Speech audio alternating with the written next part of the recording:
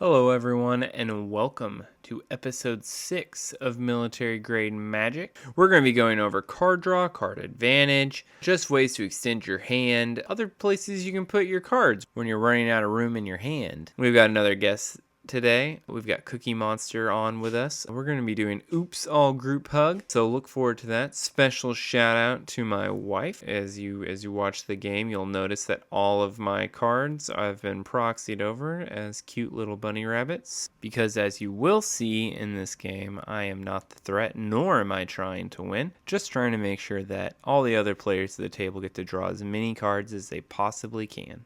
So, again, thank you, Mrs. Chief Corgi, for the proxies. I appreciate it. Appreciate her for supporting my nerdiness. Let's just go ahead and get into it. So now we gotta be You're careful. all gonna think I cheated with my hand, but I swear to Moses I didn't. First of all, hello everyone.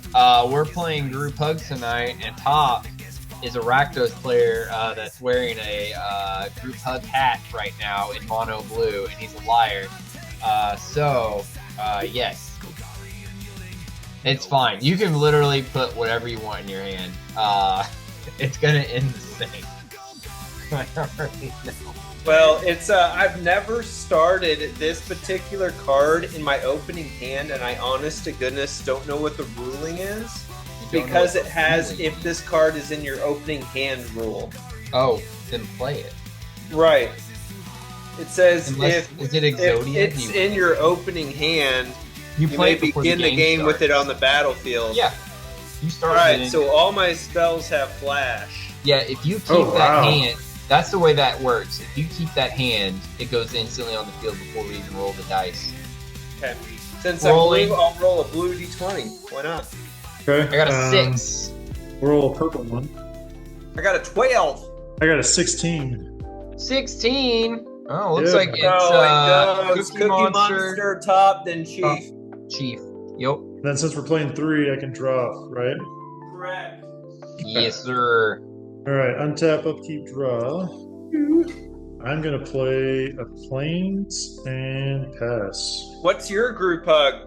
Mine is, I can't pronounce this, Zadur, the Great Hearted. So at the beginning of my upkeep, I gain X life and draw X cards, where X is the number of permanents I own that your opponents control.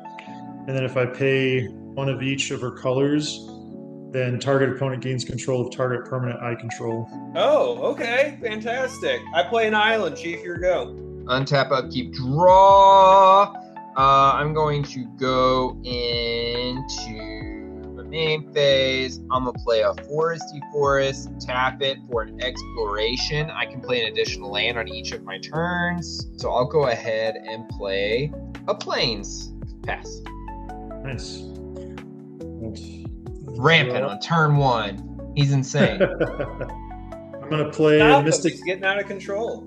I know. I'm gonna play a Mystic Monastery. It enters tapped, but I can tap it for any of my 3 colors, and then I will pass. You know, the great thing about being a monocolor, you don't have to worry about mana fixing. It's a glorious thing. Who would have thought? I'm playing another island, and I pass. It's not even a snow island. I know. I really need to do that. Like, change all my basics to snows, so that way But then, that's not... Hey, I'm trying to be group hug fluid here, right? Whatever you say, buddy. I'm going to be the only real group hug player at this table. I just want you to know. I'm going to go ahead and tap 2. I'm going to play Howling Mine. Everyone draws an additional card at the beginning of their upkeep. And then I'm going to tap 1 green and play Worldly Tutor. Search your library for a creature card, reveal it, then shuffle and put that card on top. I'm going to do that. I'm going to go ahead and pass to you. Okay, so untap, then I draw 2 now, thanks to Chief's group hug. You're welcome, buddy. Thank you so Hug of much. groups. I'm gonna play a mountain, and then to continue following Chief's great example here, I'm gonna tap 3, and I will play a temple bell, and then I will tap that, and each player draws a card. Okay, so I'm going to Ooh, put the card that I pulled out fantastic. right now into my hand, just so we're all clear. Say that again.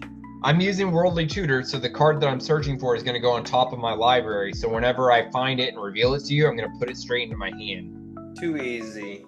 Just wanted to give everyone a heads up. Did you pass Cookie Monster? Yeah, I'm one card over right now, so I'm trying to figure out what to get rid of. But yeah, you guys. One. I draw a 2. I'm going to choose Quain and Itinerant Meddler. That's the one where you tap him and everyone can draw a card. I'm going to tap these 3 islands to cast. Did you draw 2 cards? I did. Okay. I'm going to cast Extraplanar Lens. Okay. When Extraplanar Lens enters the battlefield, I may exile target land I control, which will be a basic island. Whenever a land with the same name as exile card is tapped for mana, its controller. So anyone who taps a basic island, it now taps for 2 blue. Hell yeah. All right. I got 7 in hand. 1, 2, 3, 4, 5, 6, 7. If you think I'm a cheater, and then I pass. My go. Yes. Okay. Untap. Upkeep. Draw. Said islands tap for 2. Basic islands tap for 2. Okay, I'm going to tap a forest and tap an island for 2 to play Cultivate. Search my library for 2 basic land cards. 1 goes on the battlefield, 1 goes into my hand. Boo, boo, boo. An island and a forest. Forest is going to come on the battlefield tapped. Island goes to my hand. I haven't played a land yet for turn. I'm going to play an island. Tap 2 for a Quain, Itinerant Meddler. Each player may draw. I can tap him. Each player draws a card. Each player that does this gains 1 life. Pass. Okay. And untap. And I draw 2. Yes. Okay. You're welcome. I'm going to play an island. So this should help. So now I'm going to tap that. So that's 2. And then I will tap this one just for generic. And that brings on my Decanter of Endless Water. So now I have no maximum hand size. Nice. I can add 1 mana of any color. So 1, 2, 3. Then we will play. I'm going to tap that for a blue. And then tap 2 generic. And I'm going to give Curse of Verbrosity to. That doesn't sound very group huggy. Oh, just wait till I read it. It's good. I'm gonna give that to Chief. Okay. So this is Curse of Verbrosity. So the enchanted player, whenever they're attacked, you draw a card, and each opponent attacking that player does the same. What the fuck? Well, I mean, it's like group hug with a backstab. Yeah. Yeah. You guys are playing it wrong. Hey, wait, you guys are trying to win? What the fuck? And then I pass. Right. Oh, sorry. One step back. I'm gonna tap the Enchanted Bell, and then everyone draws a card. Okay. Yeah. I appreciate that. You are welcome. I do what I can. All right, so I He untap, says. upkeep, Howling Mind, draw for turn. Just want to say, is Howling mine, like a mine shaft? Oh, I think you both said mind. It's all good. who would have thought a basic island? Hell yeah. All right, my basic island's tap for 2. You know, with Flash on the field, I don't know why you're playing anything on your turn. You should be playing I could everything be a on mine dick. instead. Hey, I'm trying to be in theme here. I could be a dick and wait to cast her until, it's my turn to go. Hey, But I get it.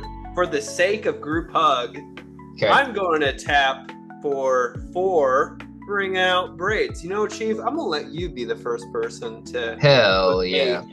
At the beginning of each player's upkeep, that player may put an artifact, creature, or land card from their hand onto the battlefield. The keyword is put, not play, so it is not a cast trigger. Correct.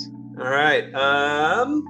That is all I have, and I have 1, 2, 3, 4, 5, 6, 7, 8, 9. So I got to discard down to 2. I was gonna say, did somebody message you or DM you and was just like, "Hey, I heard you're cheating with the number of cards in your hand. I'm just trying to I'm just trying to figure out what you're being very particular. Hey, I'm just saying. Hey, I will pass to you, Chief, while I discard 2.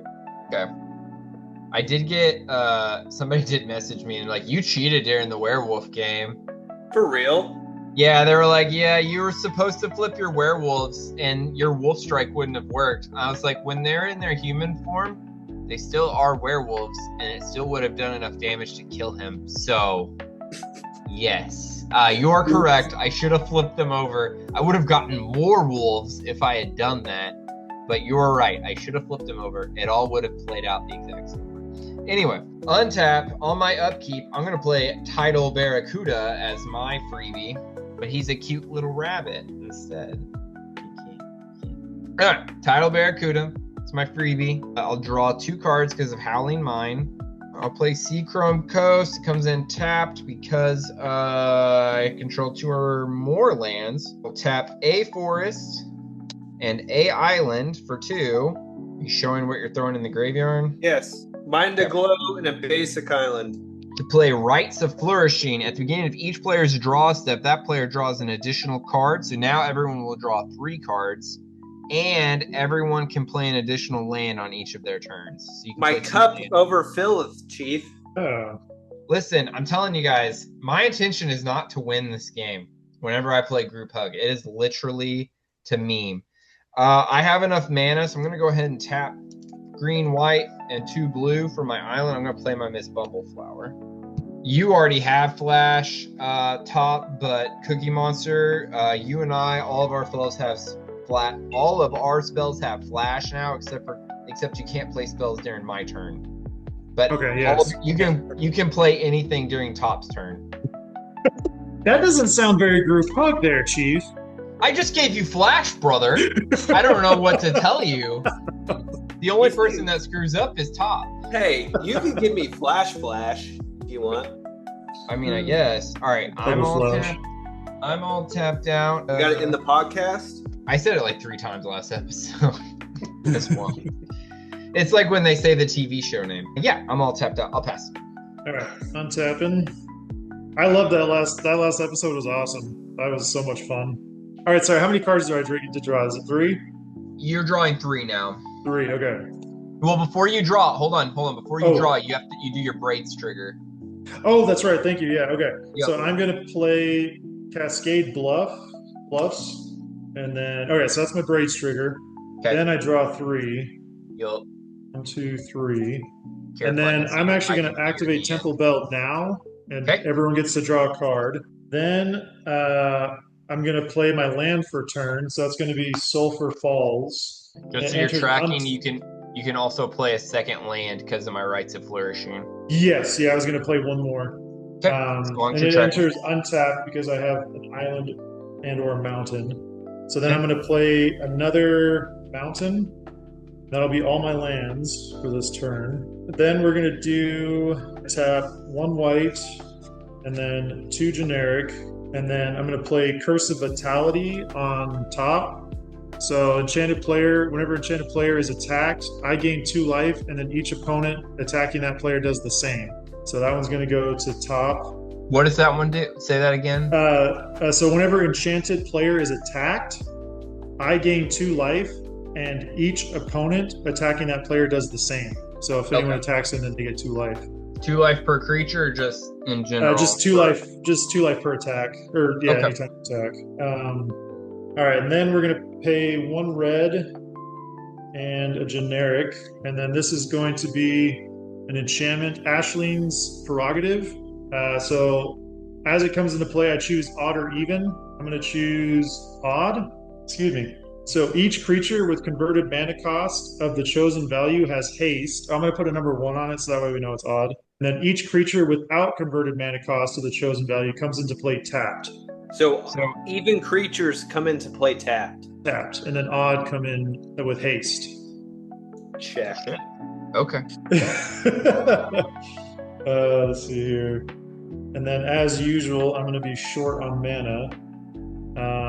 Short on mana, you got 3 this turn. I know. I always overspend. You know that, Chief. I'm actually gonna do something funny. So I'm gonna tap this for blue. I can see your hand, so be very. Oh, you can? Yeah. Oh, okay. So watch how you're. Okay. Thank you. All right, Yeah, so I'm tapping that for one you. for blue to pay for double blue on Cascade Bluffs. Oh no, I'm still. I told you. Wait. Did you say double blue? Yeah. Only on basic islands. No. So, I do have one floating actually because of that one. Okay, But- because of that. Okay. well, no. So I tap this one for blue, and I use that to pay this one's cost. Oh, I get double check. All right. Yeah. Okay, so that's actually 2, 3. So I would have enough. Okay, so that's 2 blue, and then the other floating. So that's 3, and then tap this one. Yeah. And I tap the decanter of endless water. So that's a total of 4 mana. So then I'm gonna bring in Braids. Oh, it enters tapped. Bring in Braids! Yeah. Where's my braids? Oh, yeah, I forgot to tell you guys. This is the deck I call my Chaos deck, if you haven't noticed from the... Yeah, no, I'm picking up the vibe. Yeah, I don't. Just like yours, Chief, Oh I'm my not God. intending to win. I'm just here to cause chaos. Yeah. So- I'm getting the And then I will vibe. pass my turn. Hey, you get 2 braids triggers, brother. Oh shit. Your two upkeep triggers for Untap. Braids. I got 2 upkeep triggers. I'll put in a planar bridge. I can tap it, search my library for a permanent, put it onto the battlefield. And then another Braids trigger. I'll put in a Machine God's Effigy. And as that enters, I will make it a copy of Extra Planar Lens, Oh, perfect. and I will exile. But in response to that, I'm gonna tap. Why not? To float 2. So now all basic islands. Now tap for 3. Hell yeah. Helpful. All right. So now I draw 2 cards.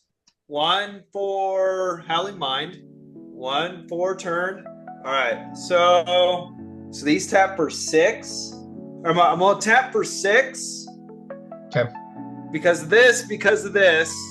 These tap for 3 apiece. So that's 6. I'm gonna cast Shadow of the Second Sun. I'm gonna enchant myself at the beginning of enchanted players' post-combat main phase. There's an additional beginning phase. I'm gonna help you out, buddy. I'm gonna, in response to that, I'm Okay. gonna tap Quain. Everyone may draw a card, and if you do, you gain a life. All right, so I will tap, or I will definitely draw a card. Yeah, Shoot. I'll definitely. Did you say that we gain a life, or is it just you that gains If a life? you draw a card, you gain a life. Okay, so all right, so I'm at 41 now. Yay! All right, so I go to combat. I skip my main phase. Does anyone have anything before I go to combat? I'm all tapped out, so no. Same. All right, I go to combat. Who doesn't have a blocker? I have me. a 3/4 and a 1/5. Cookie Monster, do you have a blocker? I do not. All right, I'm gonna attack you with Braids. Oh. Wait, you have a Braids. Yeah, but it's tapped because it came in tapped Oh, because of my okay. Ashling's thing. I'm gonna do what no one has ever done with Braids and attack with Braids at you. Kill it. I can't. All right. That's commander damage, brother. Oh Matt, yeah, that's keep right. Keep track. Okay, so I'm at 19. post-combat main phase. I have a beginning phase. So that means untap. I have 2 Braids triggers. Yes. First Braids trigger is going to be Cage Sun. As Cage Sun enters, choose a color. Obviously blue. Creatures of chosen type have a +1/+1. Whenever a land's ability causes me, to add 1, I add an additional. So all of my lands now tap for 4.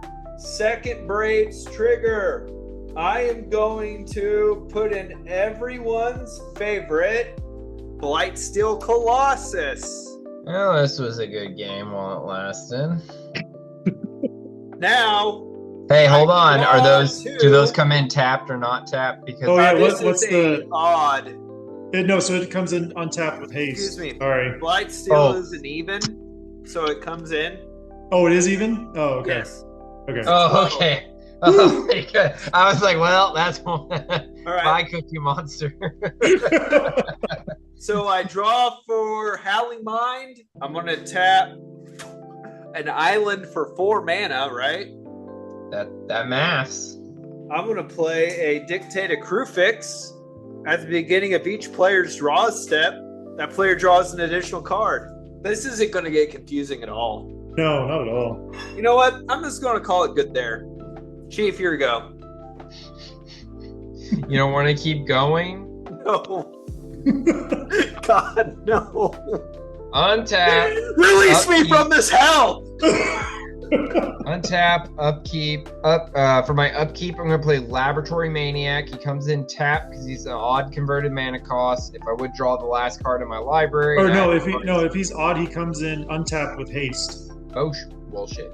All right. And And your second braid trigger. Yeah, I don't have anything else for my second braid trigger. All right. I'm going to draw 4 cards now, correct? 1 from Dictate a Crucifix. 1 from Howling Mine, 1 from Rites of Flourishing, and then my usual card. So Yep, 4. that's 4. Okay, 4. All right. I can play 2 lands, so I'm going to play 2 lands.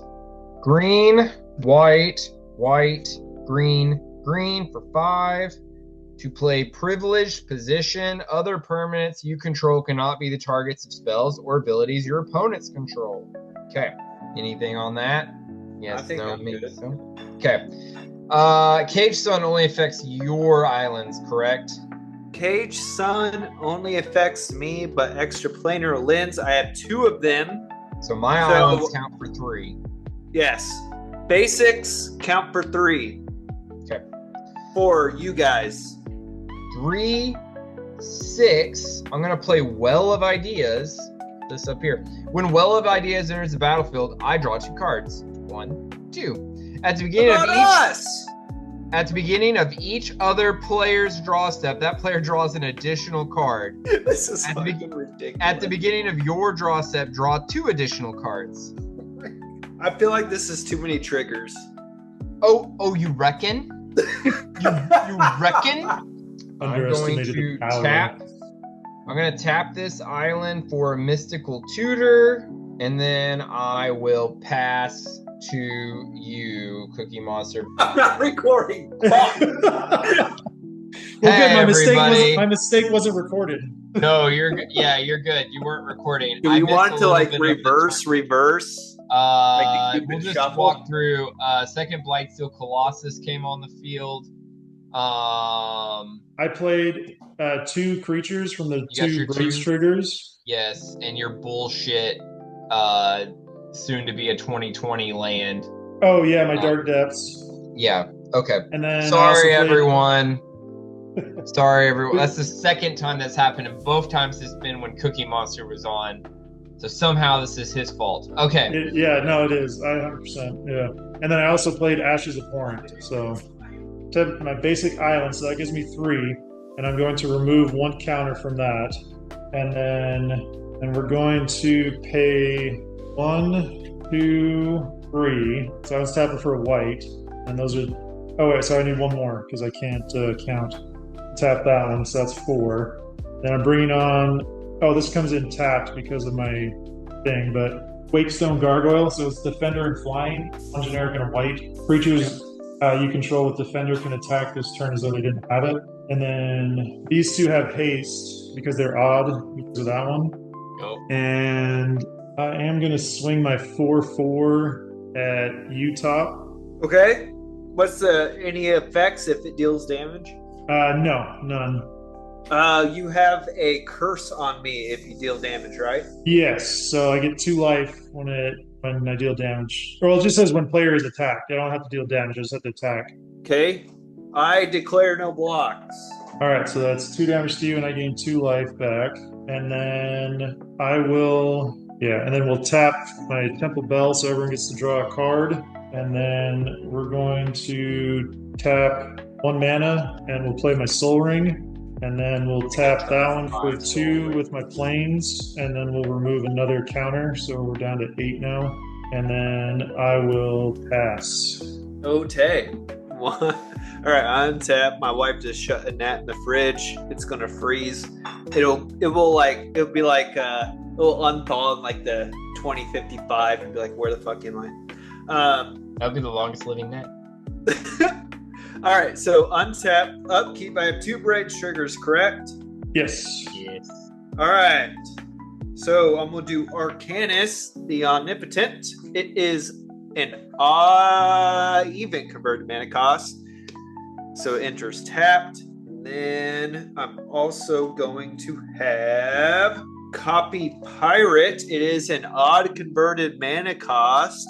So it enters untapped. I am going to have it enter as a Blightsteel Colossus. Who would have thought? With haste. Fuck.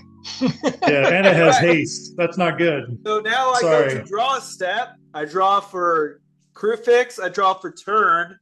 I draw for Howling Mind. I draw for something else. Right? I got 4 cards. Well of Ideas, Rites of Flourishing, Howling Mind. You draw for each of those. So yes, you're getting 4 5. cards. 5 cards. Yes. Everyone draws 5. 1. And did you draw for when I tapped Temple Bell? 3. I honestly don't know anymore. Okay, all right. You better draw that card. It's all part of my plan. I'm gonna tap. I'm gonna play an island. All right, I'm just gonna go to fucking combat. But before combat, You're no fun. I know, right? I'm gonna end the misery. Hopefully, I'm gonna tap. So 1, 2, 3, 4, 5, 6, 7, 8, 9, 10, 11, 12, and play Cyclonic Rift. Oh my gosh. Any responses? GG. I'm all tapped out. I can't play. I wish. All right. Then I'm going to swing a Blightsteel at Chief, a Blightsteel at Cookie Monster. And you know what? It's your first time on MGM. Another Blightsteel at Cookie Monster. Infect damage. So what does Bloodsteel do again? I forgot. It deals trample, infect, and indestructible. So at 10 infect, you wither. I'm dead. Yeah, away. 10 infect. I'm dead. Fantastic. Yeah. I was gonna say Cyclonic Rift was a death nail. Yeah, that was Brother, Okay. my head was starting to hurt. This had Same. to end. I think I did us some mercy. Well, you can say what you want. I got to where we were drawing 5 cards per turn. And laying down 2 cards for free. Yeah, well, no, for this deck, if I can get everyone drawing 2 up to 5 cards per turn, I call that a win for this deck because that's my goal. I just want everyone to draw a shit ton of cards. So I feel like I did the goal of this deck, just cause chaos on the. oh yeah, I didn't know what the fuck was going on. Sorry, Well, though. GG. Indeed. We're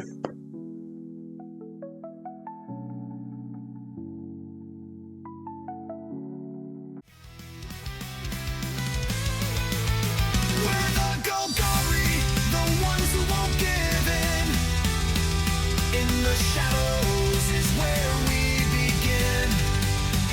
Unstoppable force, unrelenting might. Golgari unyielding, no price is too high.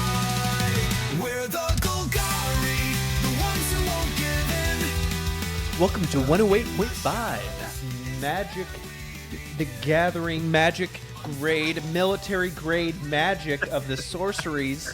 I'm joined today by our co-host, Chief. Chief, say hi to our special listeners out there. I can't.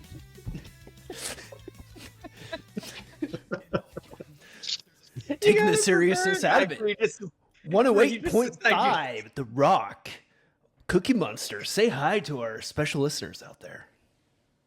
How's it going?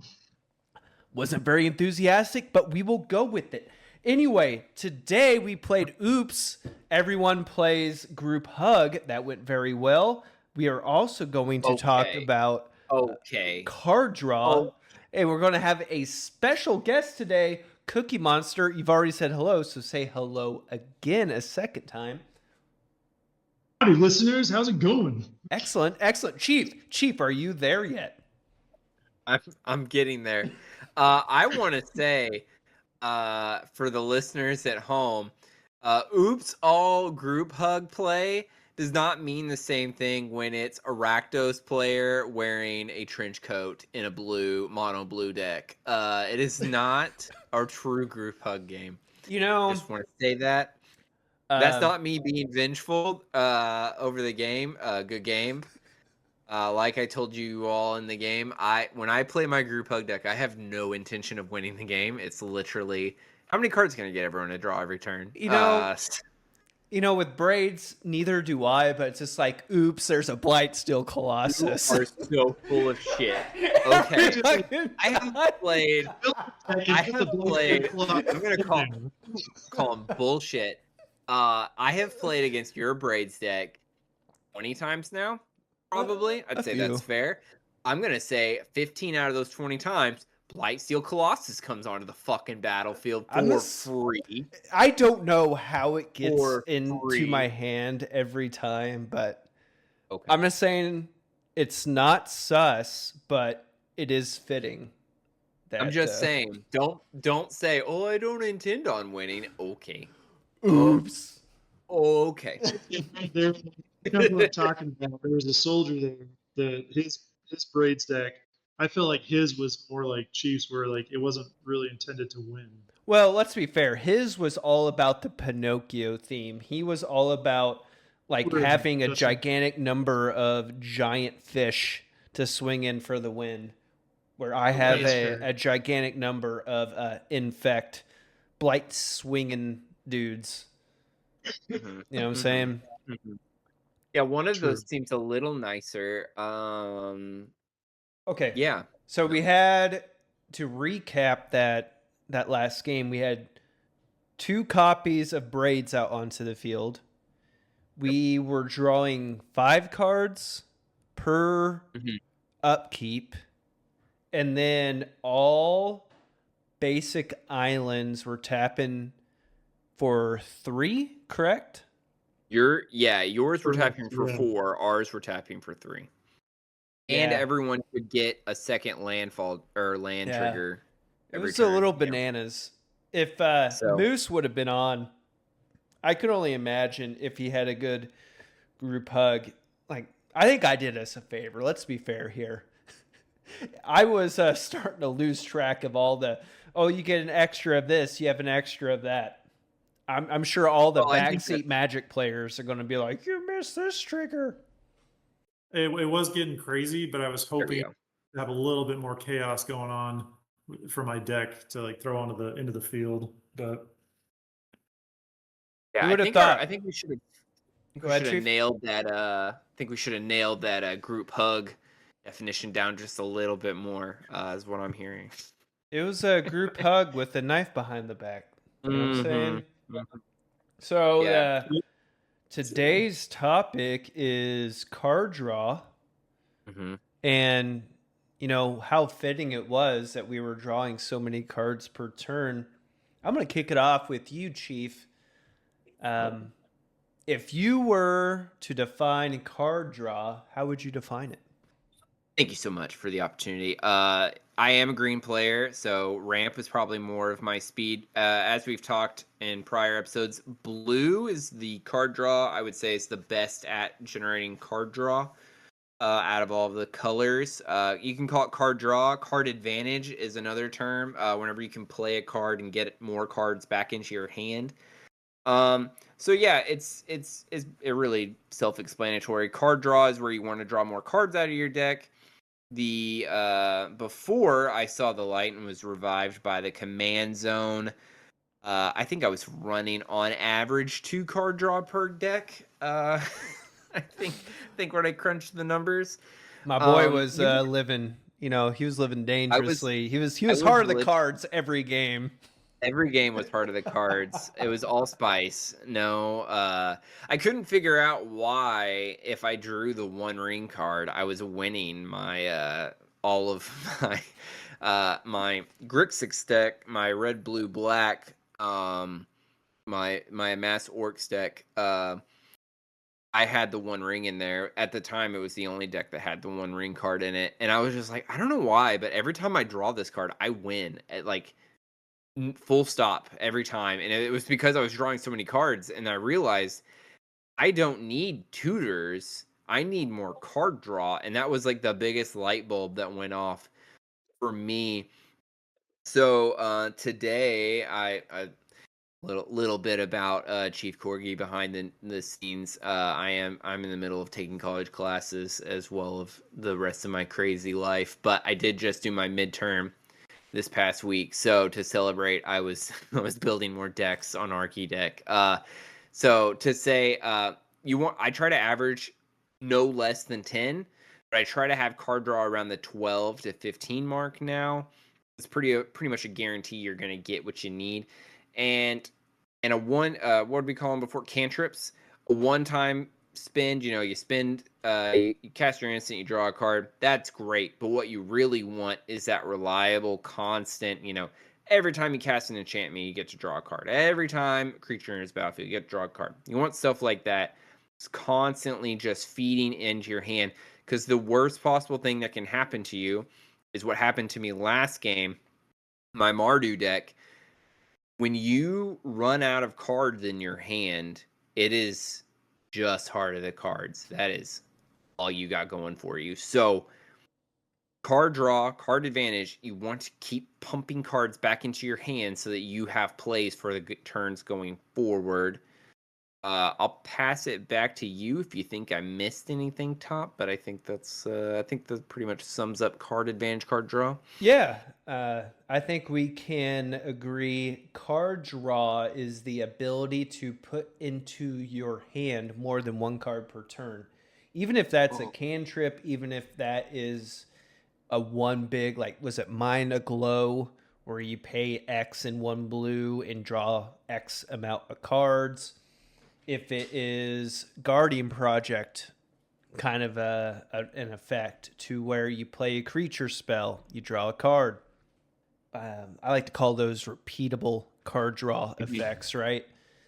Or even your Phyrexian arenas, pay one life on your upkeep, draw a card, kind of a bit. I don't even know if that's how it reads, but it's sometime up there at the beginning. At the beginning of your upkeep, you lose one life, draw a card. So you're basically getting to draw 2 cards at your upkeep instead of just the one. And if I were to say, in terms of a good return on investment, I think 1 life or 1 mana per card is a good return on investment. What do you think there, Cookie Monster? I'm glad you said that, because I was doing a little bit of research. Sorry, a little bit of backstory on me really quick. I started learning and playing Magic on my second deployment with these awesome gentlemen here. These yahoos. These yahoos. And so I've been quote unquote playing Magic now for only about 2 years, and that's very loosely because after they left, I hardly got to play any Magic over there during my third deployment. But I specifically remember Top. He was very adamant about card draw, because my question, just kind of a funny statement question. It's like, what would you be willing to sacrifice for card draw? And when I thought of the question, just in my head, I could imagine you just be like, I'd sacrifice an eyeball for an extra card every turn. So yeah, with you saying that you'd sacrifice a life every turn just to be able to get an extra card draw. I think that's valid, especially because you have 100 cards, a 100-card deck that you're trying to get through, and especially if you're trying to get one specific card. That goodness, I'm terrible with numbers, but that's basically 1% chance that you're getting what you're needing every time draw. 1 of 100 is 1%. Yeah. Thank you. Yeah. I mean, if your deck's hinging on one particular card coming out, you're in trouble anyway. Right. But let's say for example, right, you have what we talk about in our you probably need about 12 pieces of removal, right? So that means you have about a 12% chance of drawing a removal spell. If you're only drawing 1 card per turn, you only have a 12% chance of drawing a removal spell. So if you're in a hairy situation, you need to draw as many cards as possible. Top has said the phrase, enough times that it's like drilled into my head. If I do not have the answer to the problem in my hand, I need to find it, right? So if there's an enchantment on the board, if there's an artifact on the board that needs to get blown up, I need to start digging through my cards and finding it. So yeah. I actually have a question too. So, because you actually said something a little earlier where you'd said that like there's times where you're top decking it, and so my thought is like with the opposite, because like sure, like say you have an opportunity to have card draw, but you still can't play anything, and so now you're dealing with having to discard cards, especially if you don't have something that allows you an infinite hand size. So it's like, I guess it's like basically it's like where's the balance? Like, what's your opinion on balancing card draw versus having to discard cards I'll and let trying the to mitigate Rakdos that? player go first before Sure. I. So here's how I see it. If I don't have the winning hand, obviously in hand, what does it matter what I discard down to? Right? If I don't have the answer I need to discard down to draw to what I need. So if I have to draw 12 to discard back down to 7 to get what I need, I will do that every time. Every time. Just like I will gladly take half my life, right, to draw half of my deck to find the one card I need to make the game-winning play. Because, and I think this is a later episode, I can't remember quite the notes, but your life is a resource in this game. And being a black or Rakdos player, you spend your life a lot of the times to do the things you need to do. And a lot of those things are really, really powerful, whether it be tutors, whether it be card draw. If I have 10 life and I go down to 1, and because I draw the cards I need going down to 1 life, I find the 1 card I need to win the game, I win the game, right? I have 1 life left. Yeah. I remember you with like, I honestly, I feel like you were like you and Chief were definitely the ones that like took me under the wing and were teaching me Magic. And a lot of stuff you were saying too, like really stuck out to me. And that was the big thing. Like you were always like, life is a resource, life is a resource. And in my head, I was like, that is, you need to hold on to that thought. Yep. But, and I remember you saying that a lot of times, like new players, they're very scared to use their life as a resource. And I can attest to that, because that was my thing. I was like, yeah, but that's how I stay in the game, is my life. And so for me, it's been hard. I feel like I've gotten better at that now, but I definitely still have that issue of not being afraid to sacrifice my life to make the play that you need.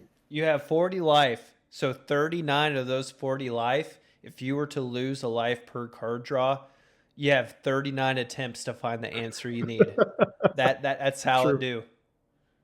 Well, what I was gonna caveat off that was piggyback, if you will, was that depending on the deck that you're running, you might want to discard all of those cards, right? If you're running black, if you're running green, True. the graveyard is just a placeholder for my hand. My An Mardu deck, extension, for if you example, say. yeah, an extension. Yeah, I want in the last game that we played, I wanted to pitch Blood Artist. I was messaging our other player, and he was like, I couldn't believe you pitched that card. And then you immediately played it afterwards. I'm like, yeah, it was easier to play it out of the graveyard than it was from my hand. So it's all about your deck, obviously, but recursion can play just as big of a role. It's something from That's true, because Dominaria. unless it's exiled without any way to pull it back, your graveyard, yeah, like you guys said, your graveyard is really just an extension of your library. Or hand, So, yeah. or And hand, I can actually see it and manipulate a lot easier. So yeah, I wouldn't. Again, it's all about the colors you're running, right? If you're running Azorius, blue, white, and something goes to your graveyard, it's probably going to stay there the rest of the game. It's not coming back. But it's not like Top said.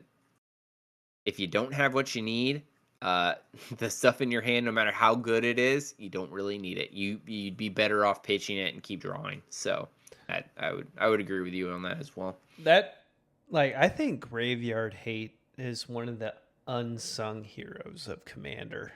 You know what I'm talking about?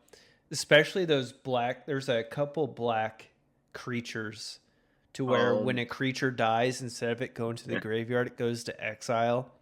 Like, No, if that it can would totally, die, it oh man, that can Yeah. totally mess up a game plan for a large majority of the players out there. we were.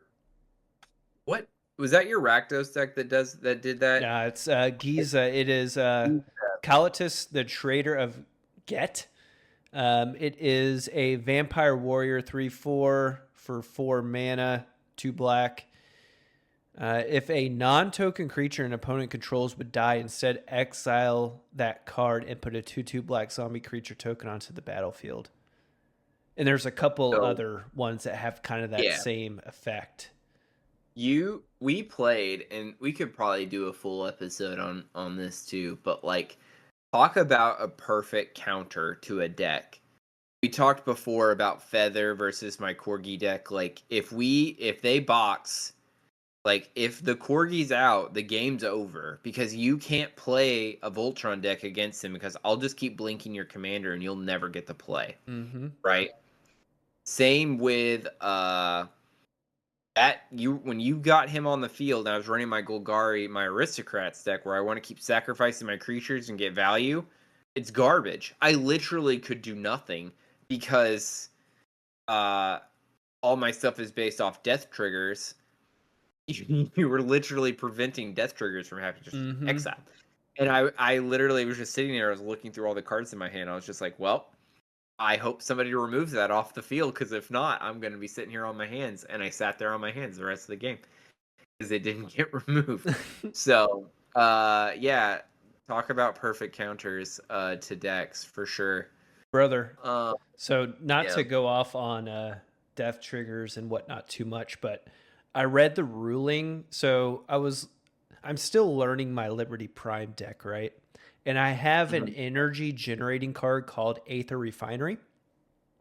And it has a tap ability where you can tap it, you get an energy. Then you may pay 1 or more energy.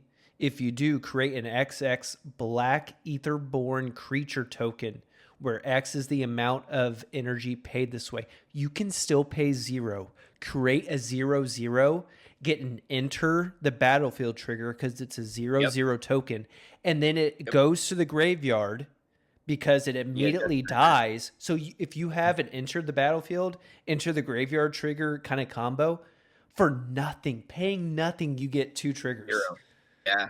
So it would shut that off as well. Mm-hmm. No, that's really good. And if you're running Grave Pact, then you're gonna wipe everyone's board state as well. Only if it enters the graveyard. If you have the exile, it doesn't count. Oh, okay. That's right. That's right. Yeah. Yep. Yeah. Mm-hmm. Exile is different than destroy. Right. Yep. Different, I guess, plane of existence, if you will, I guess is the best way of explaining it. So whenever it says like any creature dies or any creature goes or any creature just gets destroyed, right? They changed the ruling to where tokens, when they die, they hit the graveyard and then state-based effects happen. Tokens can't stay in the graveyard, so then they leave the game, but they still trigger destroy and enter the graveyard state-based triggers. Right. Yeah. So They just immediately abuse it as you will. Yeah, absolutely. Those little bastards, they're gonna get. I'm gonna get all I can out of them. That includes when they come in and when they go. Yeah. Is it your man? I'm a Magic the Gathering podcast host, and I still don't know the 3 color. It's okay, buddy. You just tell tribals. me. I'm gonna call it like baby shit green. I don't know. Your black, green, red, Hydra token. Jund. Yeah, sure. Baby shit green. So Those tokens, however, they don't trigger, right? They become exile. So the way Gyrus Waker, you know what? He's right here. I'll just read him to you. Yeah. All right, I haven't played this guy on the pod yet. Gyrus Waker of Corpse. When he enters the battlefield with 1/1 counters equal to the amount of mana spent to cast him, so he gets around commander text. It's beautiful. Mm-hmm. Whenever Gyrus attacks, you may exile target creature card with less power from your graveyard. If you do, create a token that's a copy of that card, and if you do, create a token that's a copy of that card that's tapped and attacking. Exile that token at the end of combat.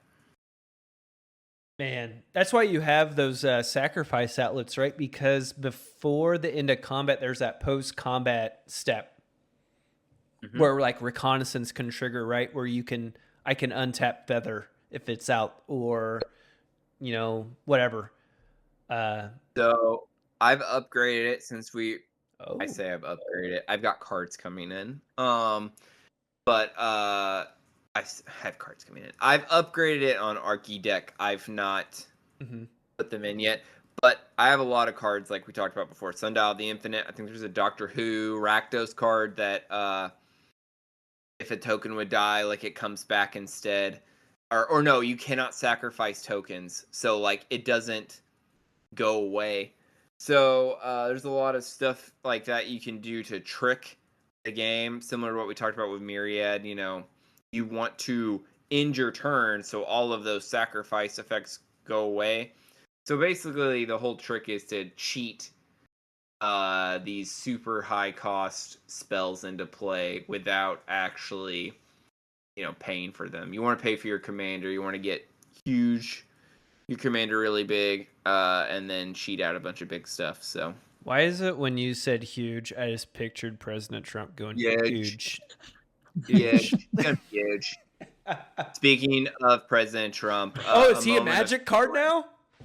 Yes, a moment of silence for all of our government funded brothers and sisters who are going without paychecks right now. Yeah. That Warn you till we furlough's join rough. Mm-hmm. For real. Dang. So okay. What's the card that says you can't sacrifice tokens? I'm not trying to have you dig through your Gyrus. Jund. No. Gyrus. He was not in my original build for this. I found him while I was retooling. Because it says exile, so technically it's not sacrificing, right? I'm not trying to rules lawyer your commander. You're right. No, and I might be reading them wrong too. Let me find. I was gonna say I don't think it's rules lawyering when you're we're barracks lawyering the shit out of this, dude. Yeah, I didn't even play him. Trigger words are important. Oh, so. Here we go. I was right. I didn't read the card all the way. All right, his name is the Master Multiplied. He has Myriad. The legend rule does not apply to creature tokens you control. Triggered abilities you control cannot cause you to sacrifice or exile creature tokens you control. Triggered abilities you control cannot cause you. So, Dictate of Erebos, if someone has a wait, that's not something you control. I was going to say Grave Pact, isn't it? Well, Grave Pact triggers and it affects other people. It doesn't affect you, though. Right, yeah. I don't know. So basically, yeah, what that would work again. But exile isn't sacrificing, though, would, I guess, be the question, right? It says sacrifice or exile. Oh, check. All right. Yeah, that's a solid one. Yeah. When I found that card, I was like, how did I not? I was like, so I don't prescribe to Doctor Who at all. No offense to anybody that does. I don't know if I just turned a blind eye to that set, but yeah, that card, you're running a token deck in any colors that include red and black. Brother, is so good. And it has Myriad, which is one of those things that we want to keep. Mm-hmm. Going back, have my Or no, go ahead. Go ahead. No. You're a special guest. okay. You get preference. I'm here every Oh, well, thank week. you. Okay. For I now. remember, yeah, for now, yeah. I forgot which episode it was. You guys had mentioned Myriad, and you were talking about wanting to build a Myriad deck. Um, I built the Isshin of the Second Sun, where he doubles attack triggers, and I put in Blade of Selves, which causes the equipped creature to have Myriad. Mhm. Myriad. And yeah, so and I looked it up because I wanted to make sure, and it does stack. So Myriad is a stackable effect. Dang. So yeah, Put that on Blight Steel. Everyone gets a Blight Steel. I'm gonna be Oprah Winfrey of them Blight Steals. You know what I'm saying?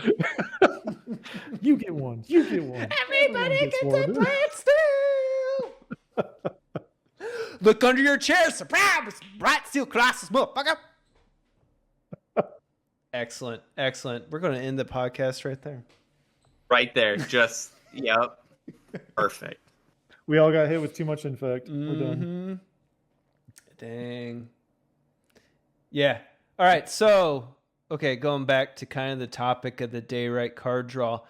Another, I'm going to say, kind of a tool in your toolbox for your card draws, right?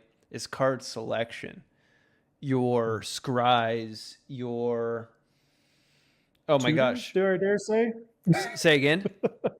So do I dare say tutors? Tutors? No. That's not selection. So selection is okay. like scry, right? You look at the top card of your library. Oh, You can either keep it on top or put it at the bottom. They have one where it's like you can keep it on top or you can put it in your graveyard, right? Surveil. Right. Surveil. Surveil, Yes. Is there a third at all, Chief, that I'm missing? That's the only two that I'm. What's the thing with your mermaids they do?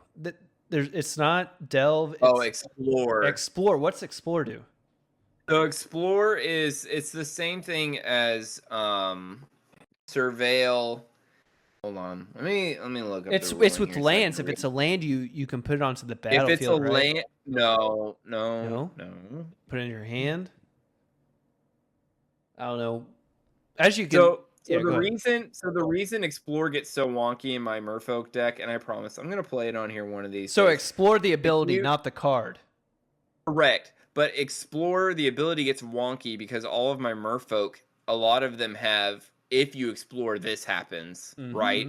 So a lot of times if you're not used to playing against decks with explore in it, you're going to be like, "Oh, when explore happens, all of this shit happens." It doesn't naturally happen that way. I'm making shit happen. All right.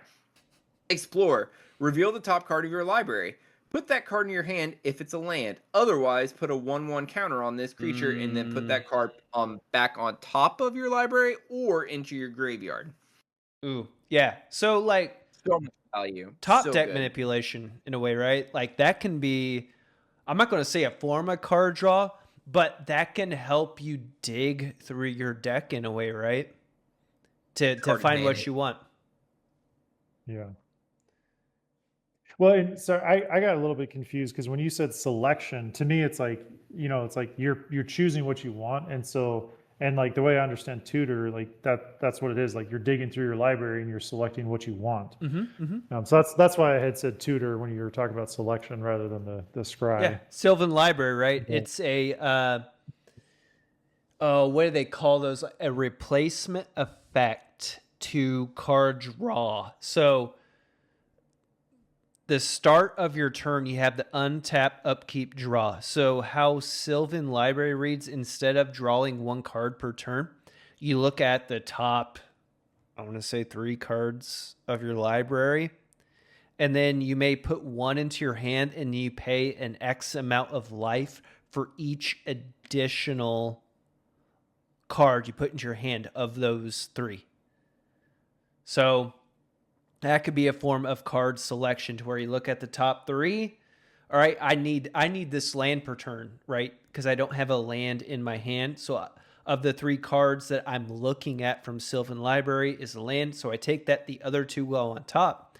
what would be even more perfect is if that land is a a fetch land, right? So you play it, you tap it, you search your library for, a land of that type, and then you shuffle. So now you have 2 new cards on top. So it's able, like, you can, again, top deck manipulation. One of our guys on the last mode we had, that was the basis of his deck. Again, I don't know what the 3 colors are called. I will never remember them. Mardu, Esper, Spurs. I don't know. The white, black, blue, correct? Yes. Yeah.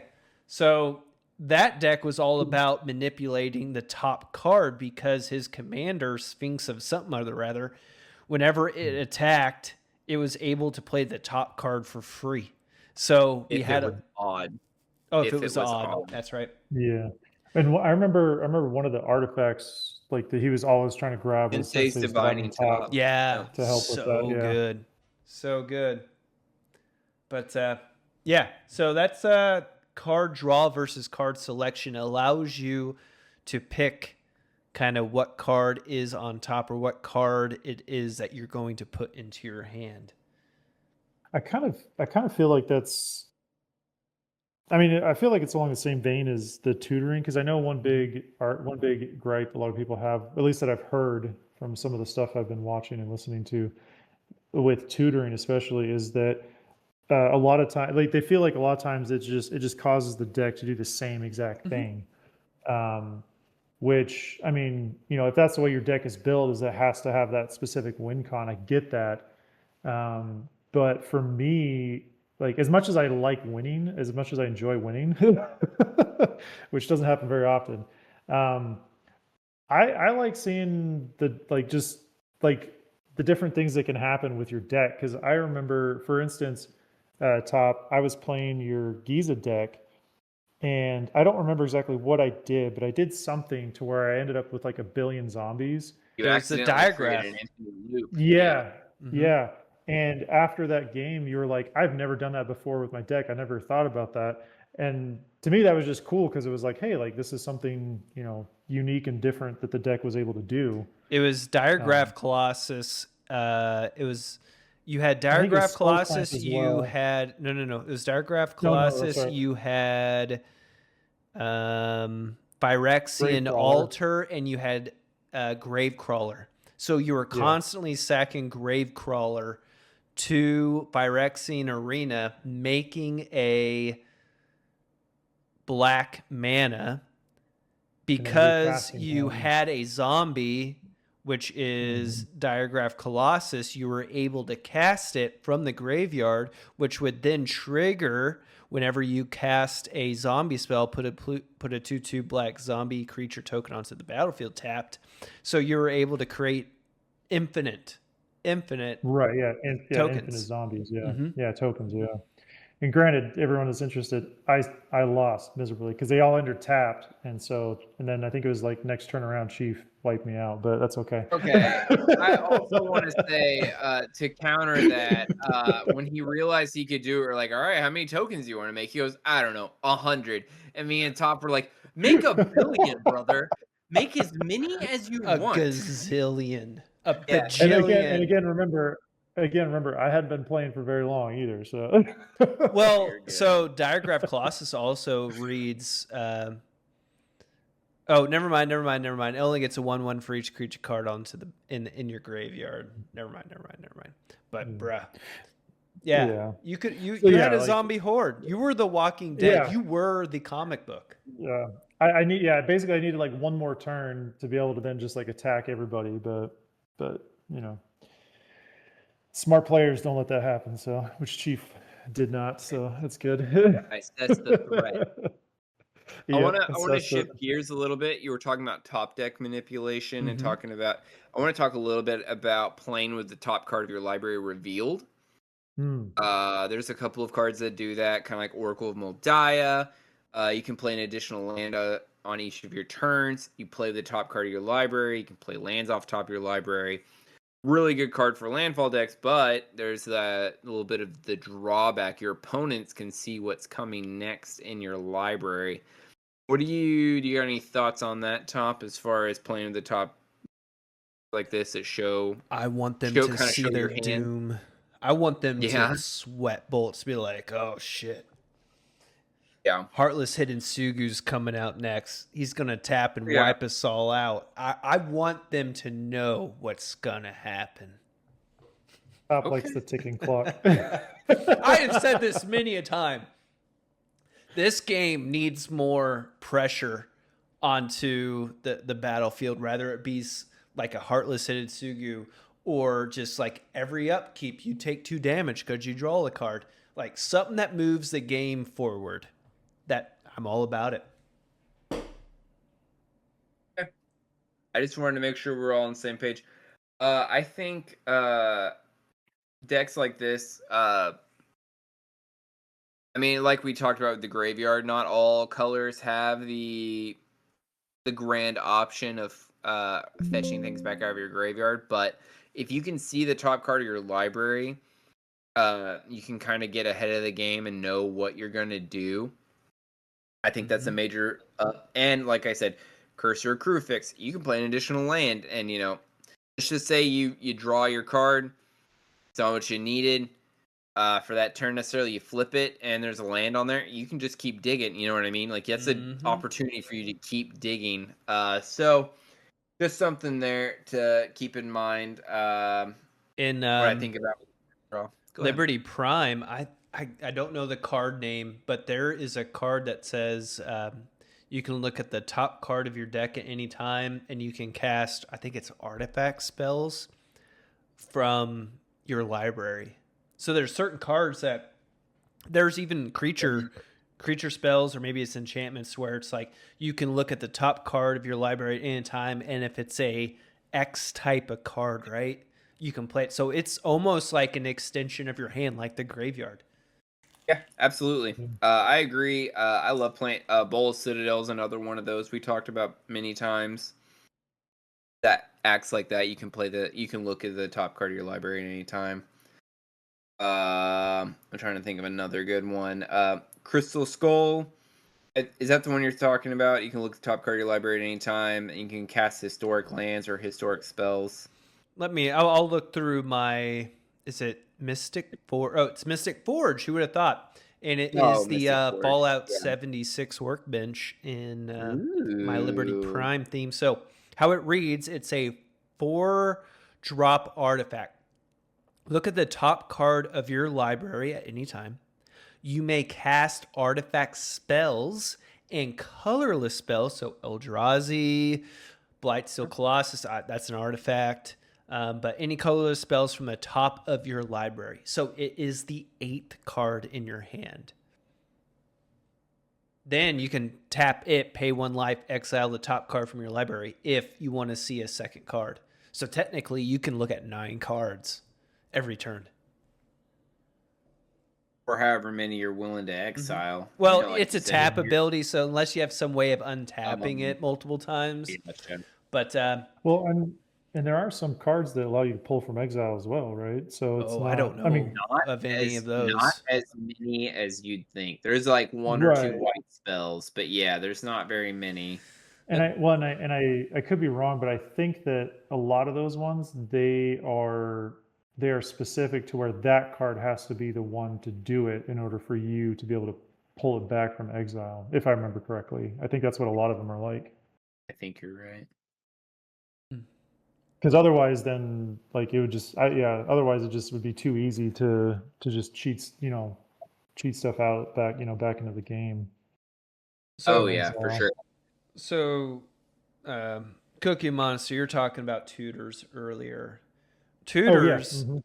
I wouldn't count them as card draw. However, No, I wouldn't either. the nice thing about tutors, they are basically a copy of literally any spell in your library or in your deck, Yeah. whatever. That's true. So it's like instead of a 1 in 100 chance, you have 1 in 50 chance of drawing that. Or am I doing my math Right. wrong? Is my It'd be math like 2%, checking out? right? I don't know. I'm bad at math. Yeah. I'd say you have a 2 in 100 chance of drawing the Yeah. card. I guess depending on how many tutors you're running. Sure. Right. Yeah. But let's But just say again, you're. Oh, go ahead. oh You're no, I good. was gonna say, but again, like you're looking for one specific card. So like even if you have 5 tutors, you're still like you're gonna use any one of those just for like one or two specific cards. So, but yeah. So I will say, when I first was building my Golgari deck, I wanted Scoot Swarm out there because I think Scoot Swarm's the best landfall triggering, generating a bunch of creatures. And I had, I think I had 4 or 5 tutors in there to fetch him out at any given time. But I ended up taking him out because, it's not. I don't have to have Scoot Swarm. It's nice, right? And he's a pretty cheap whatever, but you're paying the 2 for the tutor, and then you're paying for the whatever. I just ended up putting a lot more landfall creatures in there that do similar things. They're not as nice, but they're close enough. Kind of balance it out. Marrow of the Green Sleeves. I am blanking. Rampaging Baloffs is another one. Just find other creative ways to put more things in your deck that do what you want. If there's only one card, and I said that earlier, if there's only one card that does the one thing that you need to do for, like, my Jund deck, my Hydra deck, right? I need what is his name, Top? What is the name of that? Hermit Druid. I need Hermit Druid. If Hermit Druid is not on the field, I am screwed. So I do have a ton of tutors in there to drag Hermit Druid out of the deck because he needs to be on the field. You can't thought But seize you- yourself in that deck, right? Yeah, It's not in the right. Yeah, it has blue in it. Mm-hmm. And I would kind of argue with that. I mean, well, in my mind, it's like, yeah, you're looking for, like, you need Hermit Druid to make the deck work, but that's not like, I mean, would you say that that's like your win con? Because I don't really feel like that's necessarily a win con, because you could still win with the deck. It just just having Hermit Druid though helps you make it easier to play the deck, right? So for those of you that haven't played against this deck, the way Gyrus works, like I read earlier, you want a ton of stuff in your graveyard so I can fish it out later.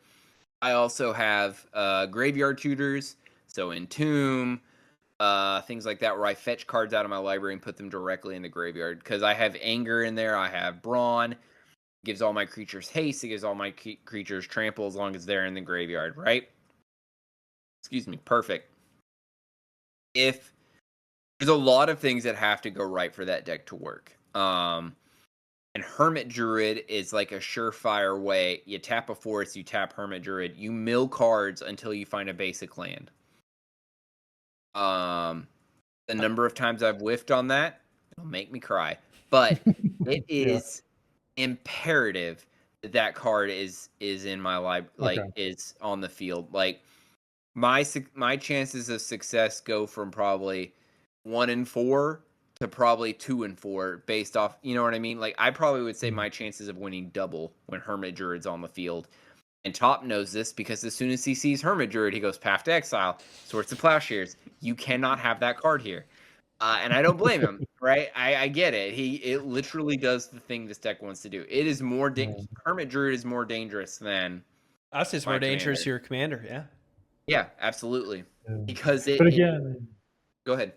I was gonna say, but again, but that's because that's how the deck is built, pretty much. So it makes sense. So, but yeah, if you built the deck in a different way, then you wouldn't necessarily need Hermit Druid. So, and somebody who's not familiar with that style of deck, they're gonna see me fish out Hermit Druid, and they're gonna target my commander. And I was actually playing a game at FTX. I think it was the last time I played this deck.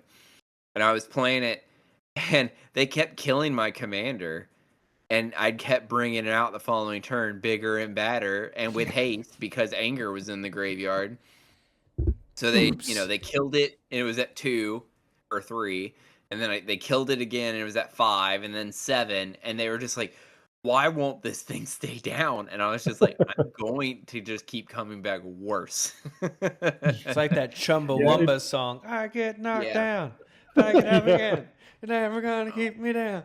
It didn't take me long playing against that deck on deployment to realize that it's like yeah, there's almost no point in getting rid of your commander once it's on the field. Like you might as well No. just try to deal with everything else on there. You need to, that deck. If you're ever facing that deck, you want Graveyard Hate. You want to exile my graveyard. You want some Bajuka Bogs.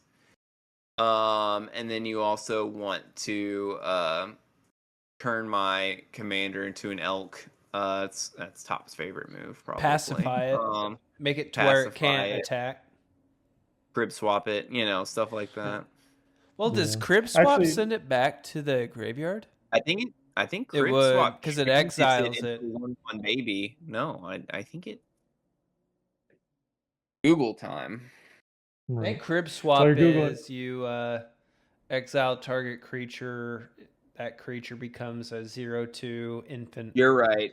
Crib swap Mhm. exiles. You have to basically make it stasis in a way to where it can't attack or it can't block, like pacify. There was a couple other you had in your allied deck that did the same thing.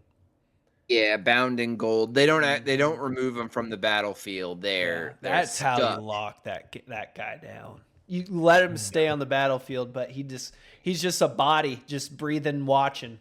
You know. Give me a Actually, chance. speaking of cards that Top goes after once they get on the field, you have, like your Hermit Druid. I remember anytime I was playing my Coven deck, which is it was a precon.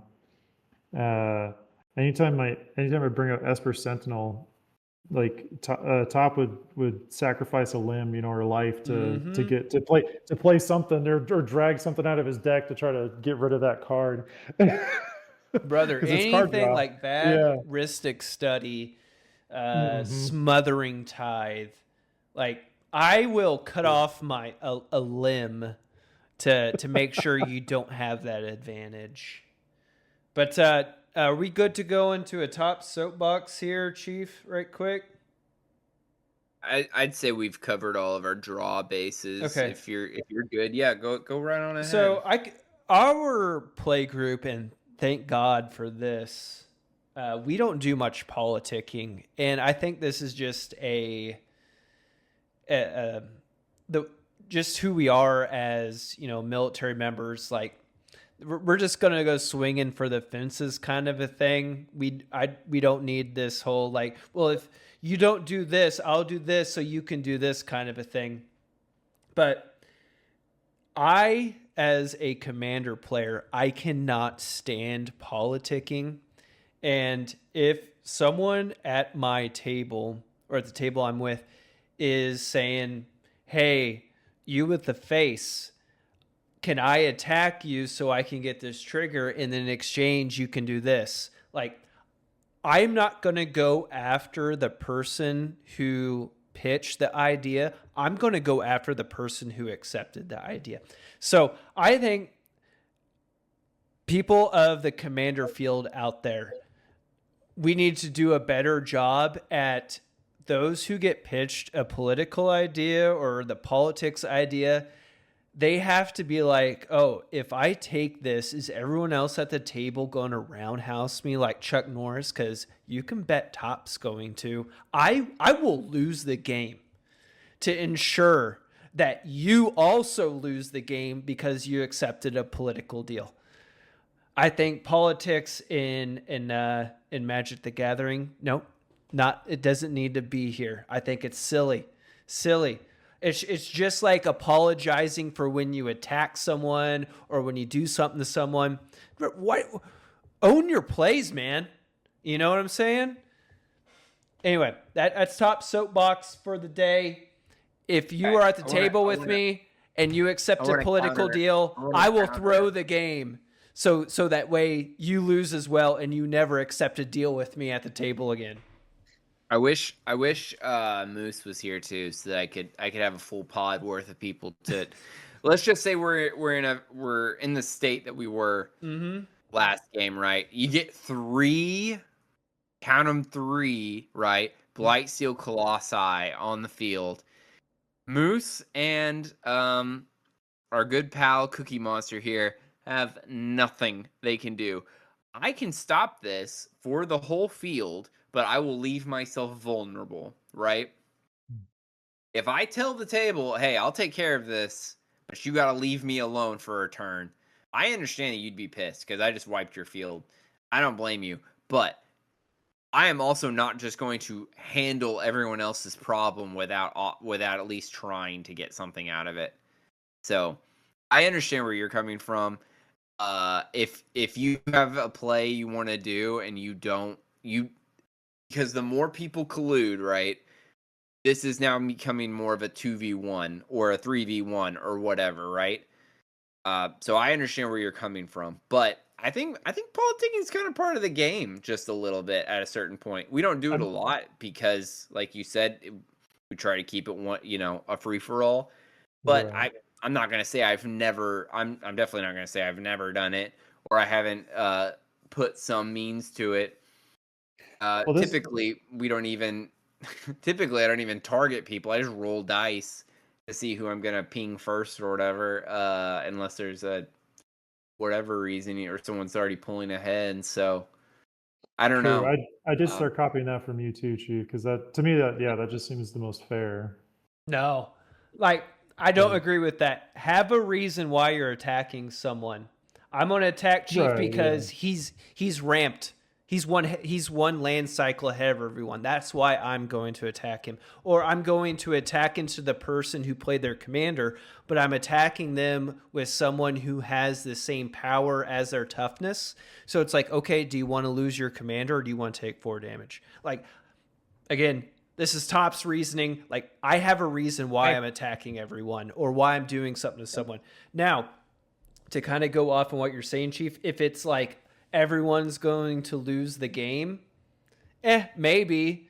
But again, Top's going, anyone who banded on with you, like, Chief, I get it. You're trying to save your skin.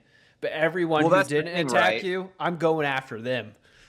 Yeah, I'm just saying, Well- like, if I let's just say depending on where the turn order is, right? Mhm. If I save the board doing my big play, right? I'm now vulnerable possibly for 2 turns Sure. to Cookie Monster and well, if I'm gonna lose from that, I might as well just let you win. You know what I mean? Sure. No, I So, get it. I have Well, I am within my reasoning to say, let me live 1 turn, and then we'll To save the settle this, game. right? Yep. Yeah, and maybe this isn't. or I'll let the game end now, basically. So I mean, that's my only counter to that is like there are points in the game where it would possibly not do me any good to answer you, and you can call that the kingmaker situation, right? Where where like I'm trying to think. Maybe we can I guess throw a technically- caveat on this. If it is go a ahead. do or die situation, I can kind of Sure. respect the play in a way. Yeah. But if it's like, hey, can I hit you so I can get a card draw and then in Right, yeah. return X? Like, to me, that's a hard no go. Don't pass Okay. go, don't collect can- $200 Yeah. kind of a Okay. thing. Yeah. So I'm It's gonna use- it's like giving free rent to somebody, Yeah. like if they let you do something. That's the kind of see politicking that. I'm on about. okay. Yeah. All right. Okay. All right. All right. Because I'll- the thought I had when you were talking about that, I was like, well, what about when someone's playing a kill on site commander? Like everybody gangs up on that person. So Oh, that that's they his don't arch just, like, enemy. That's overrun his the part board. for the course. You have to know. You have to know. When Feather goes out, I expect everyone and their dog to target Feather. And when they path to exile or whatever, would you be mad at? So then, would you be mad if people were politicking to try to get rid of yes, Feather? Then I will Or- go after the person who accepted the political deal. I won't go after the person who killed it, but the person who accepted it, I'm like, oh, you with the face, you're not going to have a good time. Because the reasoning is, it's not to make enemies or anything like that. Like, it's that little like thing in your head. It's like, oh, if I do this at top, I know he's going to do X. right? That almost has weight in and of itself. Like that counter spell in hand everyone knows you have. I'm not gonna play my best thing, so I'm gonna play a subpar play because I know you have a counter spell in hand. It's kind of like that, right? Yeah. Anyway, that's top soapbox for the day. I can see that. Yeah, I can see that part. Yeah. We hear you and we accept you. I'm glad. I actually like being I actually had a accepted. quick question too. So in regards to like card draws, like or cards that give you card draw, I was curious like what you guys think are like the best overall, and then like the best for each color. I don't know if we have time for that or if that's even really anything you guys wanted to cover, but that was a question I've always kind of thought of. Um, So I guess it just depends on, again, what type of deck you're running. okay. If you want something, if you're running something aristocrat style, something like Dockside Chef, something like that, where you Skull want to Clan. sacrifice creatures anyway to get your bumps for all your death triggers, but you also get to draw a card. It's like pay 1, lose a life, sack a creature, draw a card. It does all the things you probably want to do, right? Like it's a really, Right. really good card. I Scry the actually had Bones, I actually had Skull Clamp written down as Skull one of like Clamp the is best a really one. good one. Because Yeah, I heard Top say that, and I was like, yeah, I have that one in a lot of my decks. Skull Clamp's good. The One Ring is the best draw card. So silly. Period. It's it's only silly because it's perfect. It's beautiful. I stare at I it for actually, hours. I had Ristic Study down for blue as like one of the best, See, but maybe I'm I wrong. can't stand Ristic Study, dude. Any cards like, do you pay the one? Do you? I get tired of saying that. I get tired of asking it. Like, I do too. Like even though I have it in some of my decks, I get tired of it, and I have Smothering Ties in some of my decks, and I hate asking that question. Well, it's like, oh, do you pay the cost for this? It's like, I've taken Ristic Study out of all my decks except for my Enchantress deck. That is the only deck it's in because it's on theme. yeah. I literally have taken it out because it's so annoying. And there's I know there's it's almost powerful. better card draw than that out there anymore, right? For sure. Yeah. Like there's so 'Cause much most like people- creature enters the battlefield, draw a card, to where Yeah. you don't have to be like, do you pay for the one? You know what I'm saying? actually, I when I was researching some of the card draw cards, I for green, I actually think I came across Beast Whisperer, and I thought that was a Beast pretty Whisper is really good. That's the pretty same as top-tier Guardian card. Project, but on a creature, right? Yep. Well, no, because Guardian Project, it's hold on, Beast Whisperer. I'm on Architect right now. Let me come over here. I want to say Beast Whisperer is on the cast. The others enter the battlefield. And then I think the other one is, yeah, whenever you cast a creature, draw a card with Beast Whisperer. And then Guardian Project is not in my Golgari deck. Well, we're going to fix that. Oops. Oops. Dude, green has so much good fucking card draw. I'm just gonna. Green is the best overall. Like, well. Guardian Project, whenever a non-token creature enters the battlefield under your control, if it doesn't have the same name as another creature you control or a creature in your graveyard, draw a card. And then it has. There's a lot of if a creature of power 3 or power 4 more enters the battlefield, draw a card as Roots well. Uprising. There's yeah, one that has like cards a giant elephant foot. It's an enchantment. That's Garuk's up. Oh no, that's Colossal Majesty. Yeah.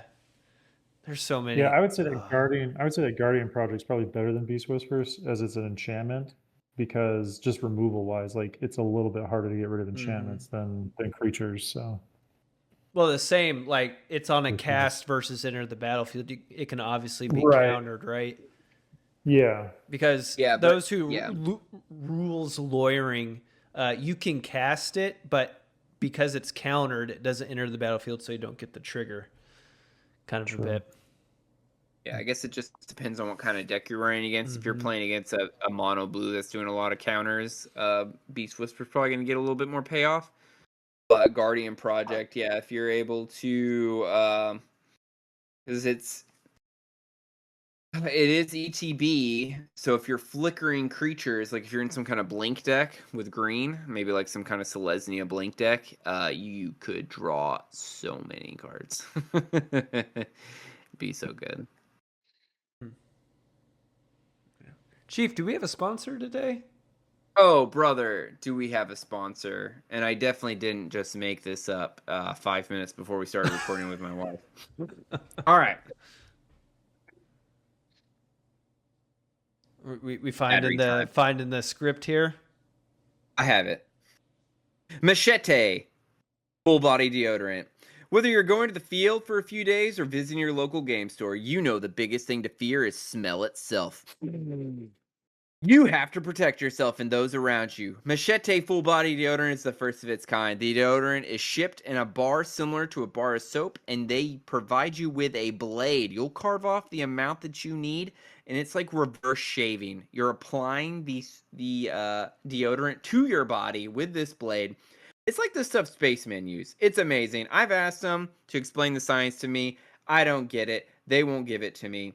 But they've debunked the funk. They've clunked the skunk. And they've put a thinker on the stinker, and they promise from the rooter to the tutor, you'll be smelling fine, and your preferred sexual partners will find you much more attractive. So fine. Ad read over. That is impressive. That's a tough. I don't know what to do with my hands. I'm not like that's because I remember I told you I listened to your last podcast and you had asked Astro where to put the money, and if I was asked that question, it's your turn. You get to pick between grenade energy and this. I mean, can I diversify? Because you know what they say, diversifying is the better option. We have like less than $1 between us right now with this podcast. We're so broke, so we gotta start hedging our bets here. I'm always happy to donate to wonderful and awesome causes, so I can give you maybe 2 schmeckles. Like I could, if I stretched, I could give you 2 schmeckles. That's a lot. Okay, gun to my head. If I had to pick one, as amazing as stopping the funk from the tutor to the From the rooter to the tutor. From the rooter to the tutor. From the stink to the pink. Wait, what? Yeah. Sorry. as much as I hate BO, as much as I detest BO and bad stuff like that, you gotta have the drive to keep going. Okay. So I would probably as much as I love Machete and think this would be phenomenal. Tripling down on grenade energy. I love it. And honestly too, it's like people's moods just improve better when they have that punch, to keep going that the energy gives you. Mm-hmm. Because you can always douse yourself with some water, and that'll at least kill it for a little bit. I mean, I guess. Yeah. I mean, are you just dousing people at your local game store? No, just myself. I take care of myself, and then just pray to the gods, the magic gods, that people will do that too. But all right, Cookie Monster. So when you first got to Kuwait and you had all that, what is it, like death water? What's that stuff called? Oh yeah, liquid death. Yeah. All right. I've never seen any of that before you had it. I didn't even know it was a thing. I'm like, death water. Is that like, I don't know, is there like 1,200 milligrams of caffeine per thing? I thought it was like an energy drink. I didn't know it was a straight water. Like, I was just like, man, do I need to have a talk with this guy? I'm like, hey, your caffeine consumption, I want your well-being there, but I also need this maintenance done at the same time. I'm not saying one supersedes the other. Well, and granted, you didn't know me from Eve or from Adam basically, but if you had talked to me about that and been like, hey, your caffeine consumption, I would have been like, I honestly would have told you, I was like, caffeine doesn't do jack to me unless I get my blood flow pumping. Brother, so it's like I can literally drink an energy drink and then just lay down in bed and go to sleep. I could totally see that because you had one tone the entire time, and it's this tone you've been talking this entire time. Like, does anything get this guy worked up? I don't know. I've only seen Cookie Monster upset once or twice, and usually it was something he was over it by the time, I went to talk to him afterwards. He was. Yeah, I tend to some people, like I have like I don't know, like, yeah, you're right. Like I spike, and then once I have enough time to cool down, then I'm good usually. So Chief, was he supposed to stay in Qatar, or because of my bitching, did he come to Kuwait? No, there was always someone gonna go to Kuwait. Oh, okay. Originally, go ahead, yeah. there was 3 of them that all came around about the same time. Mm. The one that came first, I had told him you're going to Kuwait, and he cried and begged every day. He was like, please, please, please. I know do who not that was. send me to Kuwait. I have a And I bone to was pick just with like, him. Oh no. So anyway, Because he You know didn't what's want to hilarious? come to where I was. I'm like, oh, so I'm chopped liver. Okay. You know what's hilarious is I love telling the story because I just love it because to me it just shows the mentality of the thing that they say about volunteering, don't volunteer or whatever.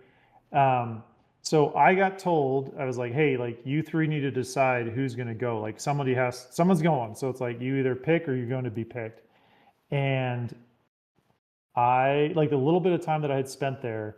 Like I loved the alphas in the shop. It was awesome. Like I didn't want to go because it was awesome there. But that was pretty much the only thing I liked about Qatar. He's gonna cut me Was- like that. Was the well? No, Let's you be were fair. in You the came shop. to Kuwait at the That end there, sheep was Chief. garbage. Yeah.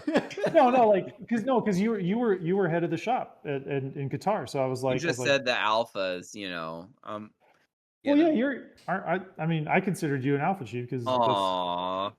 Well, you're a I 60 mean, or a 670 alpha, Yeah. so you're still an alpha. Let's be fair. yeah. Mm. Anyways, so like, but I knew all the BS that Tradoc has and whatnot, and all the stuff I was hearing. I was like, I would rather be as far away from that as possible. And so I volunteered, and everyone was like, "Why are you doing that? That's so crazy! Like, why would you go out there? That's a horrible place to go." And I was just like, "Whatever, dude." And I kid you not, less than a week after I was there, those 2 guys were texting me and being like, "Dude, I wish I had taken it. I wish I had volunteered to go." And I was like, For real? "You got?" Yes, yeah, for real. Probably because of all the And I was dumb like- shit they had you all do Yeah. up there at Qatar. Yeah, exactly. And I was like, "You guys both of you have been in long enough to know better. Like you, Well, let's we should be have been fair. fighting. The we shop should have been at fighting over Kuwait who's gonna was stay." pretty fucking chill. Yes. Oh, absolutely. Yeah. No, yeah. Like I said, both shops in both areas were amazing. Like I liked both of those shops. They were awesome. So Okay. We had a good team. Like the whole, as a whole, Yeah. yes.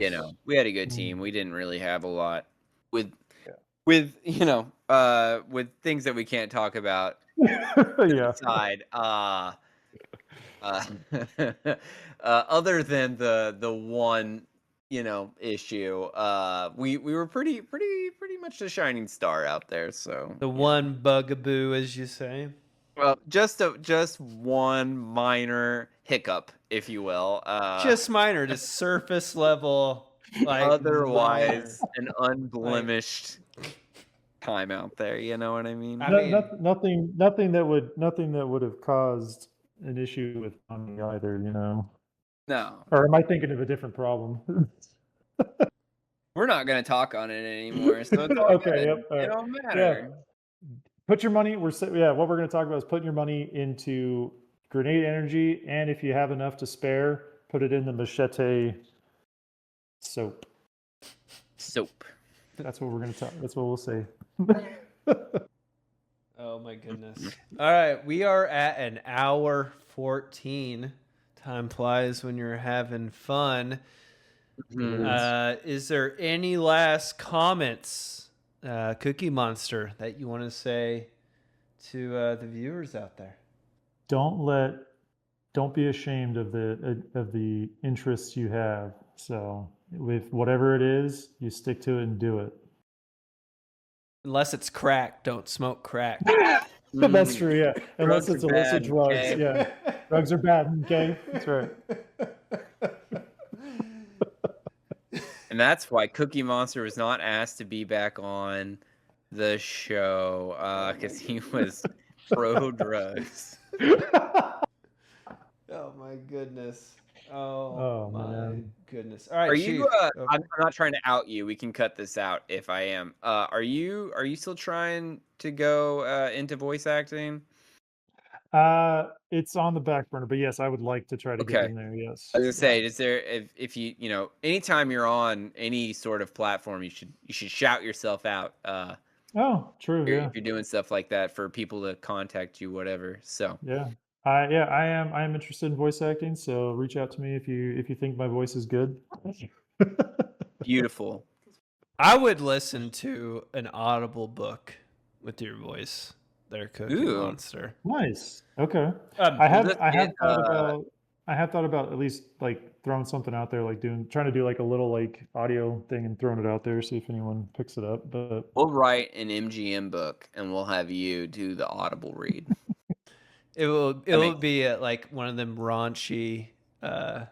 Oh, one of those spicy I can't even romance talk ones. straight. They're like one of them raunchy, like what do they call them books that have like the The shirtless erotic dude? fiction. I don't know, Erotica, like yeah. I don't.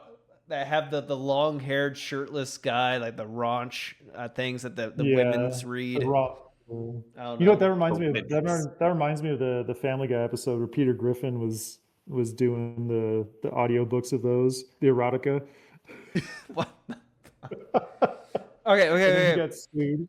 I got Uh, all right. So going back to last episode, we were talking about One Piece. So I play a game called Across the Obelisk. It's a deck building 4-person. You can play up to 4. 3 other people can join you on this adventure, and you go through all these maps. Well, one of the maps is a oceaned pirate themed chief. And there is like kind of this secret boss where you can declare yourself the Pirate King. And if you do, you get a straw hat that looks like the thing from One Piece. Luffy. Yeah. I was just like, oh, That's hey, we were just talking about One Piece. On the We last know this episode. thing. Yeah. Anyway. So, Chief, last closing thoughts on the safety brief here to finish us out. Well, so I do have some stuff I want to talk to you about, and I'm gonna ask you. This is all not off the dome, but we didn't rehearse this ahead of time, so I'm gonna ask you on recording, so you're prompted. You're not allowed to say no. Who are you asking? You. Oh, okay.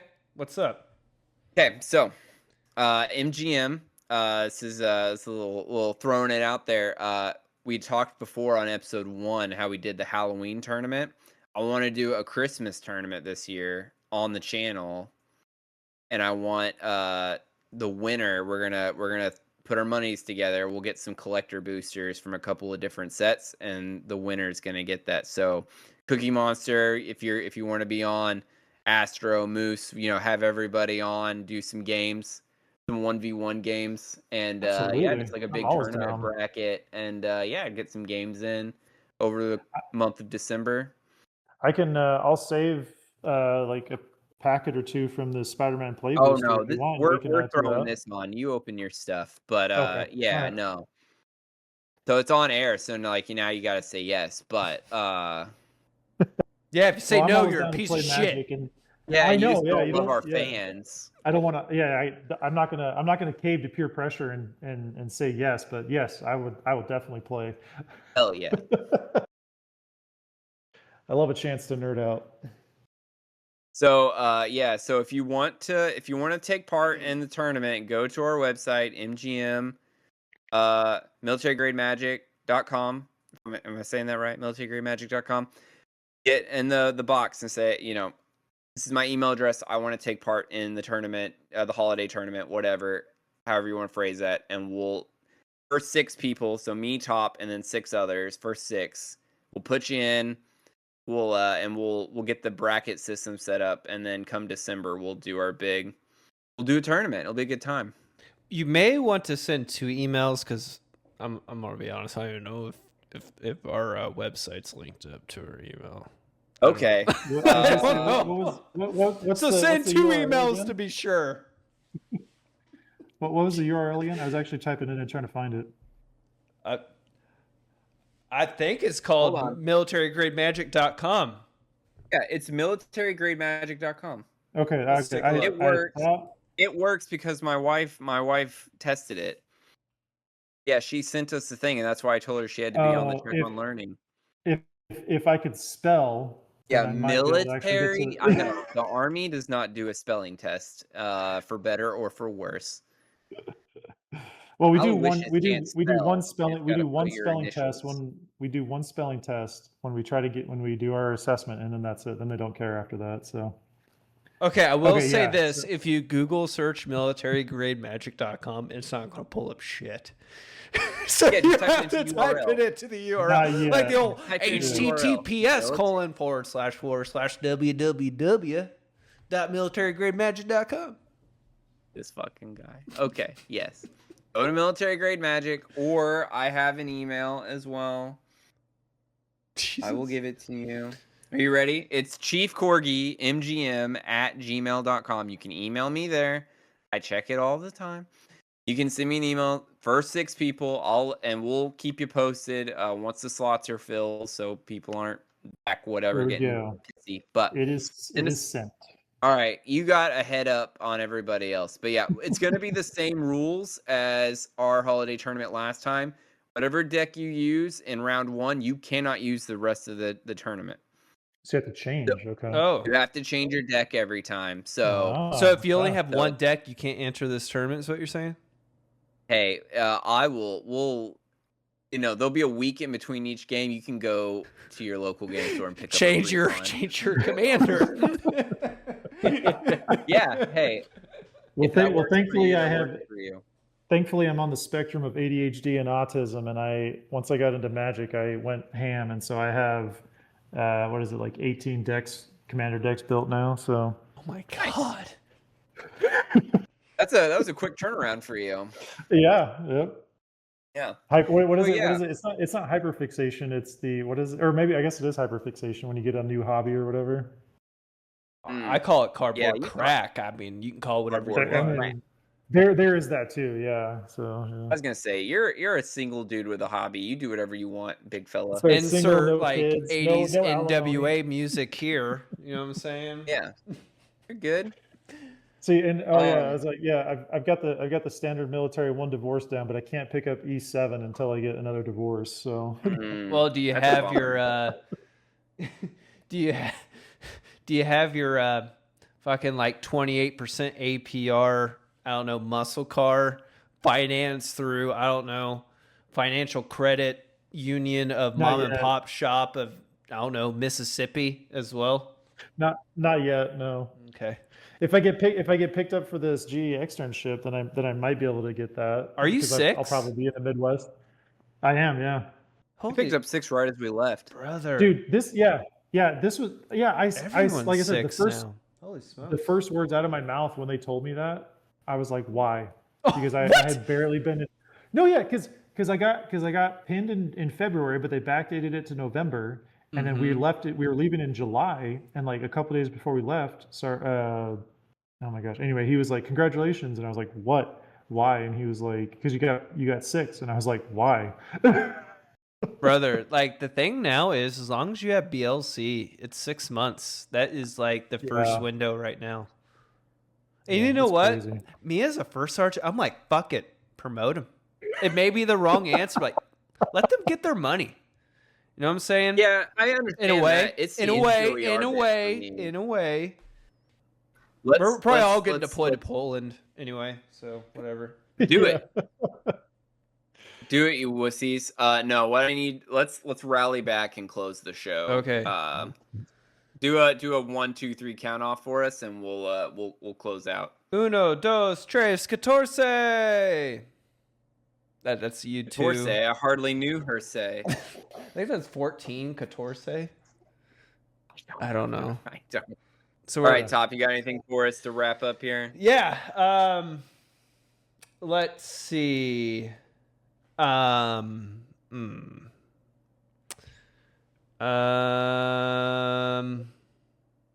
No. I think we're good. Give a top safety brief or something. Dude. Oh, okay. Don't hit It your is the weekend, kids. after all. Don't hit your wives. Don't hit your dogs. Don't hit your kids or your wife with your dogs. And that's all I got. Perfect. Well, thank you so much for joining the show. We really appreciate enjoyed it. having you on, Cookie Monster. I've enjoyed being on anytime. Lucky you got to be one of the first in on the tournament. So yeah, looking Absolutely. forward to- we'll have you on before then, I'm sure. But yeah, looking forward to that as well. Same. Awesome. All right. This is where we roll the outro music because I have to say that because that's how we end every episode. Yeah, that's yours, and That's then I mine. say we're all tapped out. Okay. So you know what? We know. You know this is episode 6 now, right? That's what they say. Yeah. Episode 6. You know we're only getting better. It's uphill from here. Or is it downhill? Any technical difficulties, you can blame on me. It's all good. No, hey, you know, it's all good. Thank you for being our special guest on the next episode of MGMZ. We don't I'll see quite if I know can- yet, so just stay tuned. Oh, we know what we're doing next. We're doing the thing. I'm gonna be the Pirate King. I don't know, is that what they say in One Piece? I'm gonna be king of the pirates. I'm gonna be king of the Ooh. castle. In the shadows is where we begin. Unstoppable force, unrelenting might. Golgari unyielding. We trample over those with no will to fight. In the heart of the forest, there's a city we have claimed. A necropolis filled with the foes we have slain. Through the storms, through the fires, we continue on. Though there be floods and even destruction from above, we will prevail. With every strike, with every step we take, our strength grows, our will we cannot take. From our own, we will sacrifice. Golgari unyielding, no price is too high. We're the Golgari, the ones who won't give in. In the